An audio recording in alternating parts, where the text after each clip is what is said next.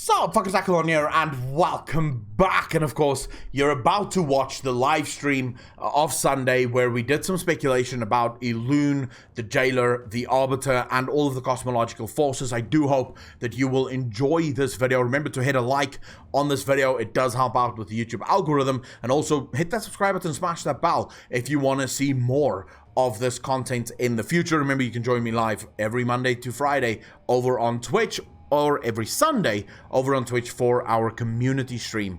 I will see you there. Peace out, fam. All right, most of you have said you are ready. You do want to get into this. So, guys, I have to warn you right off the bat, this theory is fucking nuts. There is zero evidence for this theory because it doesn't exist. It is in a time before time. We may actually learn about this theory in the Shadowlands. We may learn the history of this world within the Shadowlands, but I don't know anything about it just yet, right? Well, we don't know anything about it. The chronicles go so far as the explosion of light, right? The ocean of light that exploded outwards into the great beyond. That's where the chronicles stop. It doesn't go further back, but we know that the chronicle states that Elune was there at the beginning. So whatever the fuck happened, at least we know that Elune was there at the beginning. So Elune is effectively part of an extremely ancient race. So, look at the cosmological forces. And I've explained in previous videos how the cosmological forces is batteries. But now change that view to hold another thought. View every single one of these entities, light, life, disorder, order, death, and shadow, as entities. Entities within their own right. Masters of the universe. These are the primal cosmological forces of the great beyond. They are responsible for the entire existence of reality. But N'Zoth's whisper tells us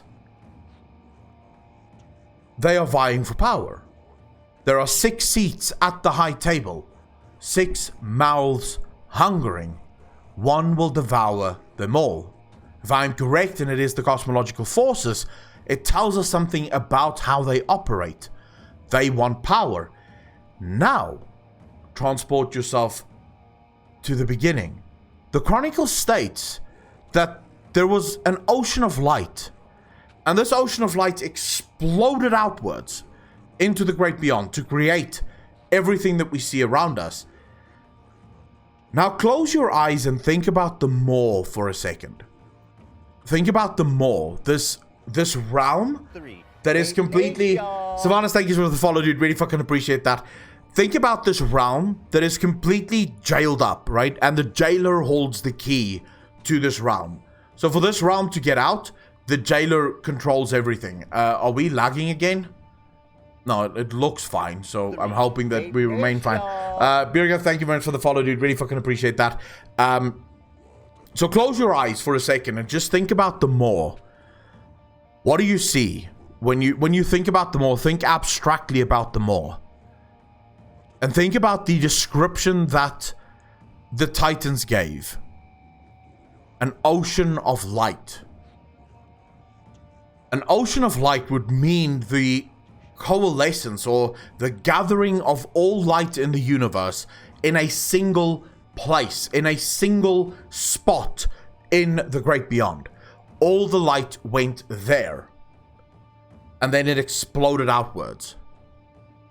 So what do we know about the Maw that we may be able to use to learn about the light? Because if I'm correct and the Maw is death, right, and we know that the Maw is locked up, and according to N'Zoth, there are 6 seats at the high table, 6 mouths hungering, one to devour them all. Is it fair to say that the Maw would function or at least be treated the exact same way as shadow, order, life, light, and disorder? This is where Elune, the Jailor, and the Arbiter comes in. And I believe that during the course of the Shadowlands, we may actually learn of more of these entities. I believe Elune, the Jailor, and the Arbiter are brothers and sisters. They are an ancient race of being that have had the sacred duty of keeping the primal forces of the cosmology at bay. That has been their only job. Their job has been to make sure that all of these forces remained locked up. This explains why Elune is both light and shadow. Why? Because the light was the very first one to escape its prison.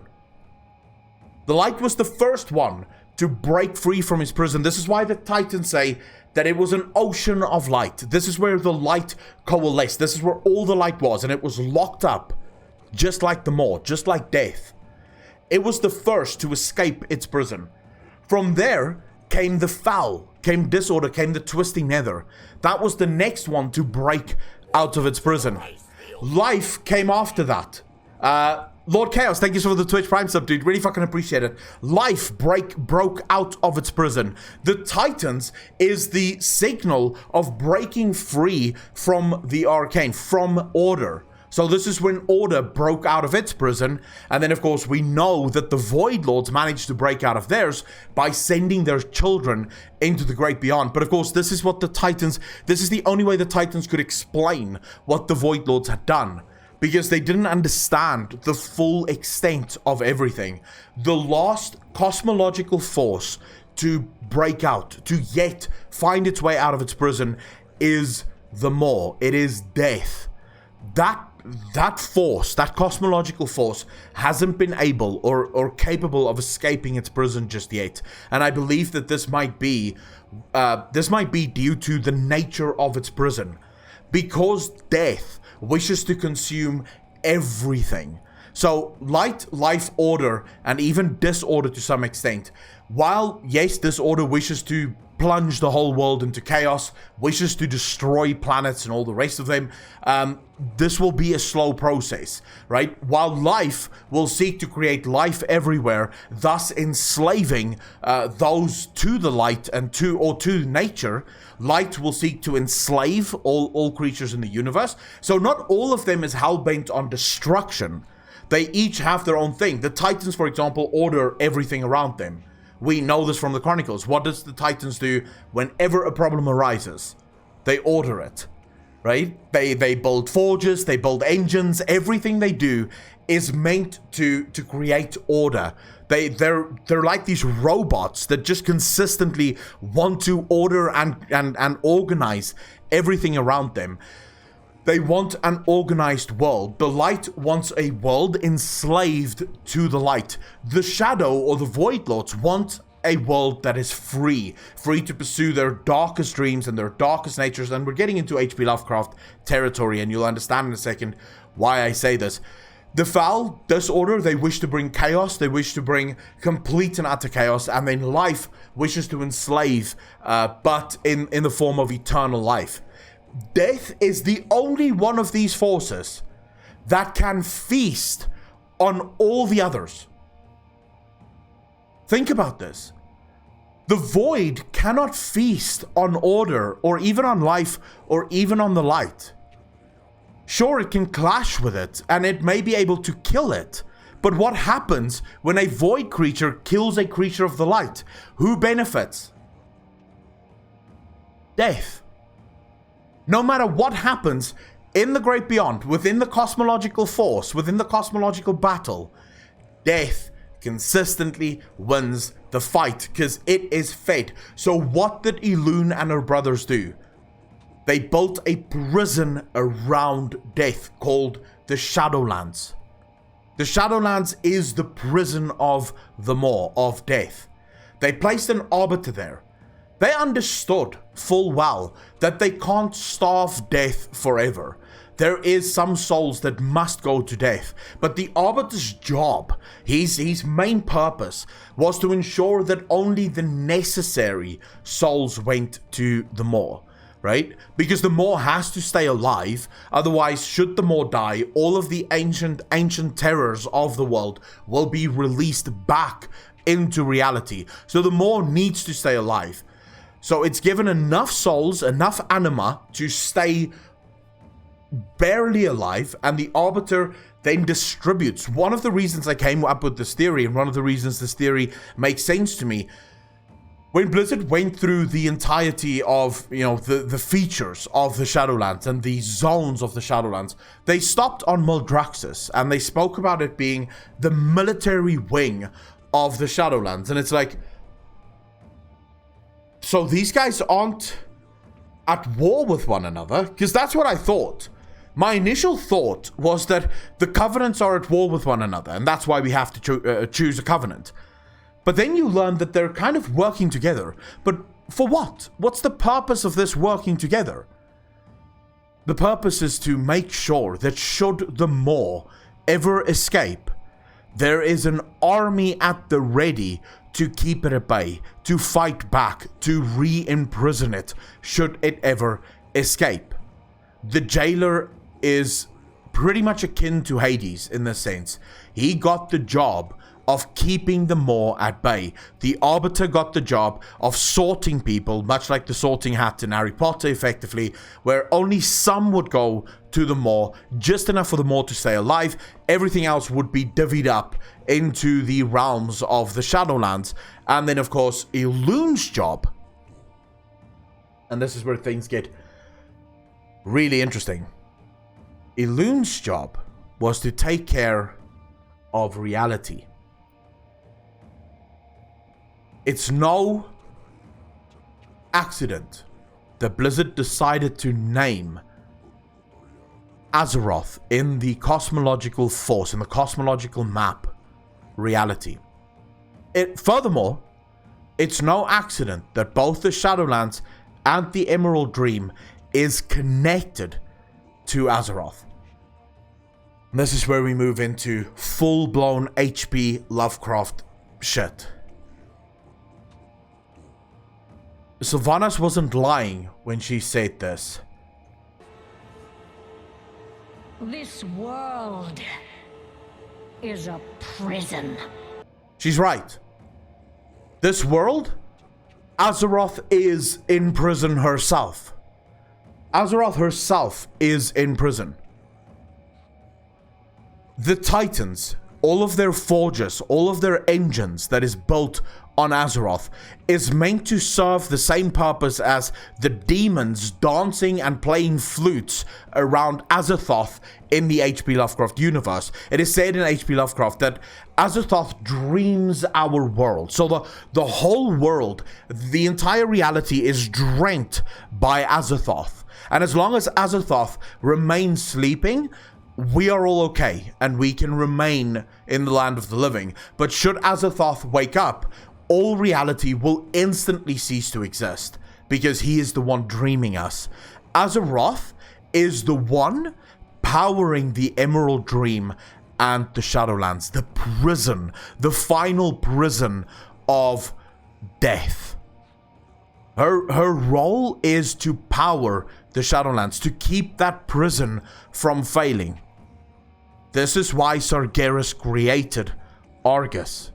And this is why the sword of Sargeras was plunged into Azeroth. It was to weaken the veil. N'Zoth has a whisper about this. The veil is weakening. The helm is the way. I alone can save you from this fate. I'm paraphrasing again. I don't have the whispers in front of me.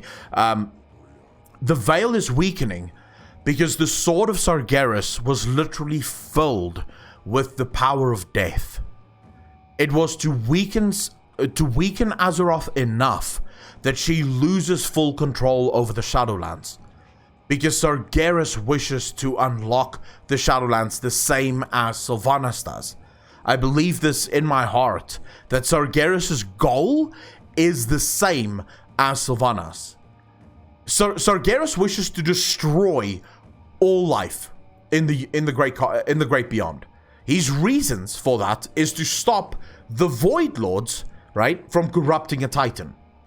That's his reasons, at least, as he gives them in the Chronicles, which again is questionable at best, but we could argue that this is maybe true. Maybe he told them this before he killed them. But he wishes to destroy all life so that he could stop the Void Lords from creating a corrupted Titan, which would then bring about the end time, as it was told to him by the Nethrezim that he himself tortured and looked for information. This is said in the Chronicles. But what if Sargeras knew and realized that the Foul is not the way to do this? That the Foul isn't the thing that can stop the universe. This is not the first time that Sargeras has done this. Remember, Sargeras' job was to kill demons. We all know this. You should all remember this. Sargeras had a very special goal as a Titan. It was to battle the demons. He then realized that demons continuously come back. They can't be stopped. What the fuck is going on?